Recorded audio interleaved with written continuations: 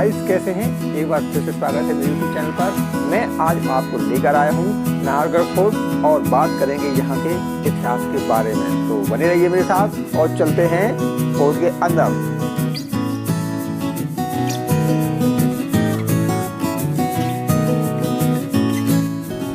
किले में एंटर करने से पहले यहाँ कितना शुल्क देना होगा यह सब गेट पर लिखा हुआ है और हम अंदर जाते ही हमें दिखाई देता है एक सुंदर व्यू। आप देखिए जरा, मेन गेट पर ही बना हुआ है शीश महल, पर इसके अंदर जाने की परमिशन नहीं है, इसलिए हम बाहर से ही देखकर चलते हैं। और पास में ही रखी हुई है अंग्रेजों के ज़माने की बग्गी, इसमें महाराजा बैठकर घूमा करते थे।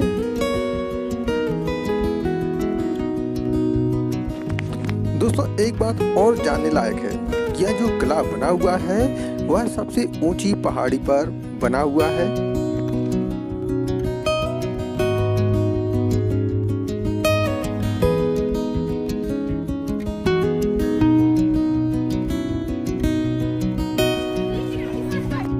आज बात करते हैं नाहरगढ़ किले के बारे में। नाहरगढ़ किले का निर्माण 1734 ईस्वी में राम सिंह द्वारा बनवाया गया और जो इसका निर्माण कार्य पूरा हुआ वह माधव सिंह के समय हुआ। माधव सिंह की 9 पत्नियां थी।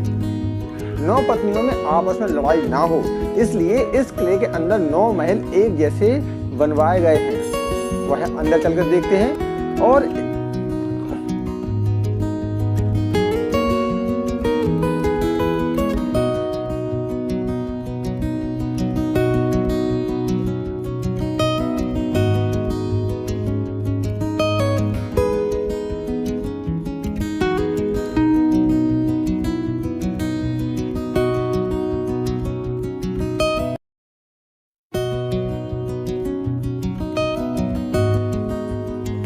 तो जो आप मेरे पीछे देख रहे हैं वह फावड़ी है।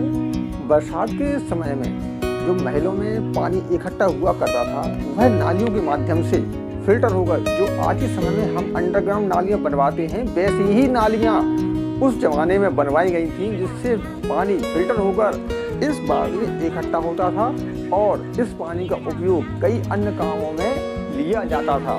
तो अब हम चलते हैं आगे।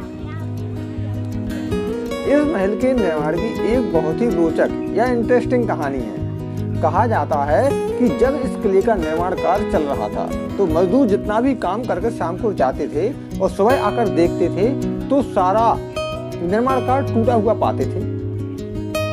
यहाँ के राजा ने सोचा ऐसा क्यों हो रहा है। तब उन्होंने एक तांत्रिक की मदद ली। तब तांत्रिक द्वारा बताया गया कि आपके पूर्वज नाहर सिंह नहीं चाहते कि इस किले का नाम किसी अन्य नाम से रखा जाए। तब वहां के राजा ने इस किले का नाम सुदर्शनगढ़ की जगह नाहरगढ़ रख दिया और इसके बाद जो किले का निर्माण हुआ वह बिना किसी विघ्न के पूरा हो गया। ऐसी रोचक जानकारी और बताने वाला हूं मैं आपको, तो अभी चलते हैं।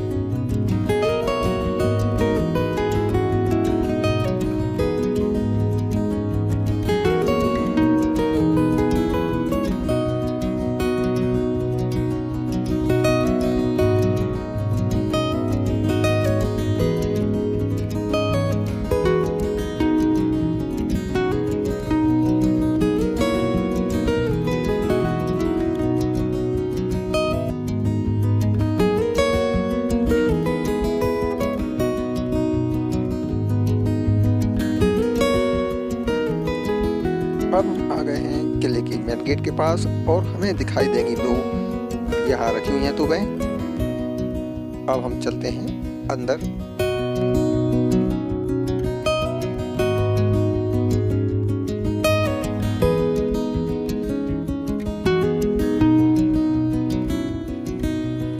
तो अब हम बात करते हैं यहाँ पर 9 महलों के बारे में। मैंने बताया था कि इस महल में एक जैसे 9 महलों को बनवाया गया है जिससे रानियों में आपस में झगड़े ना हो। इन महलों की एक विशेषता यह है कि इनमें 2 गलियारे बनवाए गए थे, एक क्वीन डोर और एक किंग डोर। क्वीन डोर था जिसमें रानियां आपस में मिल सकती थी, बात कर सकती थी। इसके अलावा जो किंग डोर बनवाया गया था उसका उपयोग सिर्फ राजा ही किया करता था।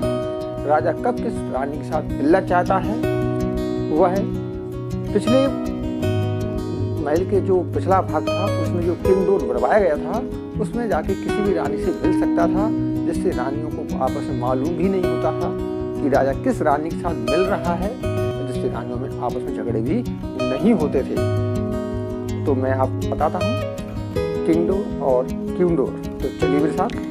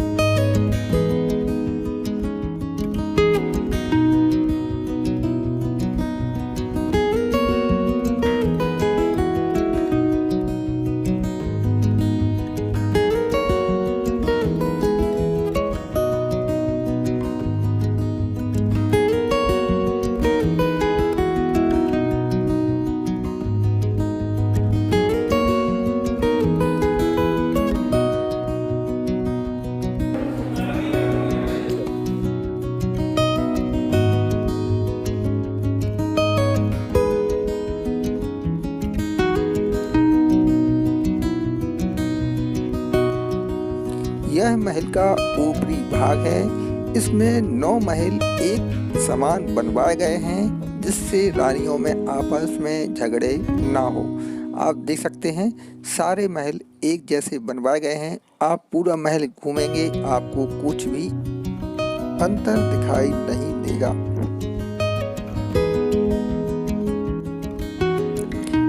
महल के ऊपरी भाग से हम प्रकृति की सुंदरता को देख सकते हैं।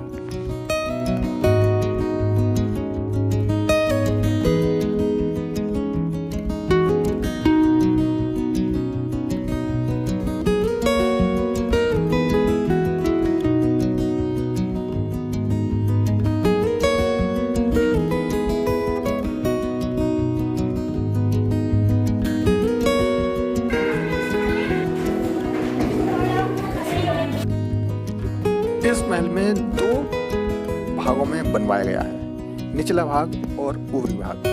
रानियां मौसम के हिसाब से निचले भाग और ऊपरी भागों में रहा करती थी। दोनों भागों को एक जैसा बनवाया गया है, जबकि जो आप सामने देख रहे हो उसमें जो पट रानी हुआ करती थी वह रहा करती थी। अब हम चलने वाले हैं आमेर फोर्ट, तो बने रहिए मेरे साथ और चलते हैं अब सीधे हम आमेर फोर्ट की ओर। हमारे वीडियो को लाइक, शेयर और सब्सक्राइब जरूर करें। तो चलते हैं अब आमेर फोर्ट।